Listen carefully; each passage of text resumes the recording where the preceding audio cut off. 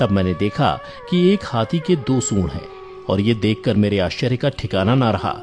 फिर अर्जुन ने बताया कि हे वासुदेव, मैंने एक पक्षी को देखा जिसके पंखों पर वेद की ऋचाएं लिखी हुई थीं। वह मरे हुए जानवर का मांस खा रहा था।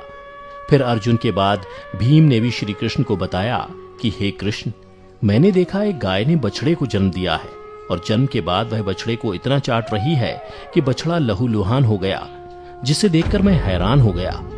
भला कोई माता अपने बच्चों के साथ ऐसा कर सकती है? उसके बाद श्री कृष्ण ने सहदेव से पूछा, सहदेव तुम बताओ, तुमने वन में क्या देखा? तब सहदेव श्री कृष्ण से बोले, हे वासुदेव, मैंने वन में देखा कि एक जगह 6-7 कुएं हैं और आसपास के कुओं में पानी है, किंतु बीच का कुआं खाली है। बीच का कुआं गहरा है, फिर भी पानी नहीं है। यह देखकर मुझे घोर आश्चर्य हुआ कि ऐसा कैसे हो सकता है। उसके बाद नकुल ने कहा, हे नारायण, जब मैं वन में भ्रमण कर रहा था तो मैंने देखा कि एक पहाड़ के ऊपर से एक बड़ी सी शिला यानी पत्थर लुढ़कती हुई आती है और कितने ही वृक्षों से टकराकर उनको नीचे गिराते हुए आगे बढ़ जाती है, परंतु उस विशालकाय पत्थर को कोई भी वृक्ष उसे रोक ना सका। इसके अलावा वह शिला कितनी ही अन्य शिलाओं के साथ टकराई, पर फिर भी वह रुकी नहीं। अंत में एक अत्यंत छोटे पौधे का स्पर्श होते ही वह स्थिर हो गई। फिर युधिष्ठिर श्री कृष्ण से बोले, हे वासुदेव, हम 5 भाइयों ने जो कुछ भी वन में देखा वो आपको बता दिया, कृपया कर इसका अर्थ बताइए। तब श्री कृष्ण ने युधिष्ठिर से कहा, हे धर्मराज, जैसा कि आपने कहा कि आपने 2 सूंड वाला हाथी देखा, जिसका यह अर्थ हुआ कि कलयुग में ऐसे लोगों का राज होगा जो बोलेंगे कुछ, करेंगे कुछ। कलयुग के शासक अपनी प्रजा की सभी तरह से शोषण करेंगे। उनके मन में कुछ और होगा और दिखावे के लिए कुछ और करेंगे। अर्थात कलयुग में शासकों के लिए आम लोगों का कोई महत्व नहीं होगा, वो बस राज करने के लिए शासक होंगे।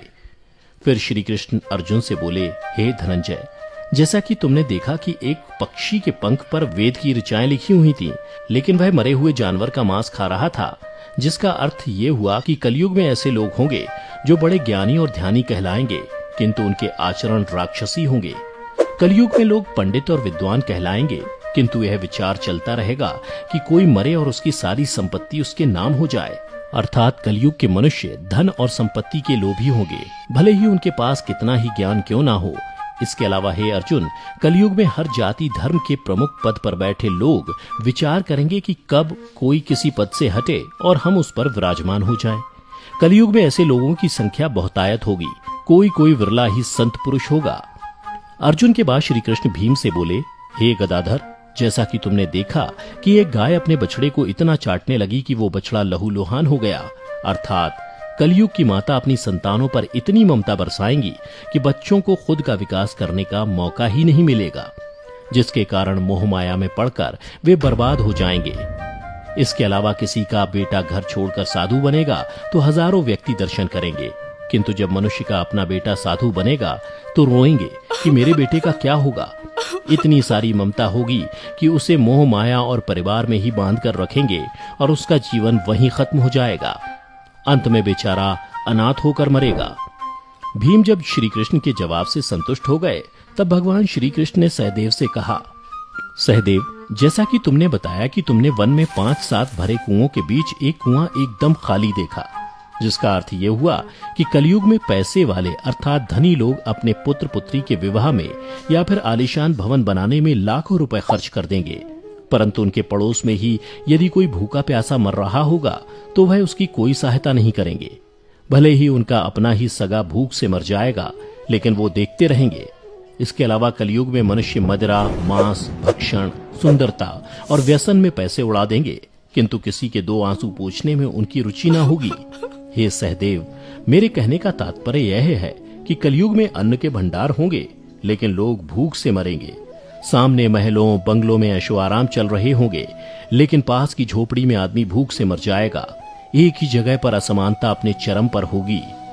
श्री कृष्ण की बातें सुनकर सहदेव को सारी बातें समझ में आ गईं। तब श्री कृष्ण ने नकुल से कहा, नकुल, जैसा कि तुमने बताया कि वन में एक बड़ी सी चट्टान पहाड़ से लुढ़की, किंतु बड़े बड़े वृक्ष और उसके तने उस चट्टान को रोक ना पाए, किंतु एक छोटे से पौधे से टकराते ही वह चट्टान रुक गई, जिसका अर्थ ये हुआ कि कलयुग में मनुष्य का मन नीचे जाएगा, यानी कलयुग के मनुष्यों का जीवन पतित हो जाएगा। और ऐसे में मनुष्यों का जीवन धन की शिलाओं से नहीं रुकेगा, ना ही सत्ता के वृक्षों से रुकेगा, किंतु हरि नाम के एक छोटे से पौधे से, हरि कीर्तन के एक छोटे से पौधे से मनुष्य जीवन का पतन होना रुक जाएगा।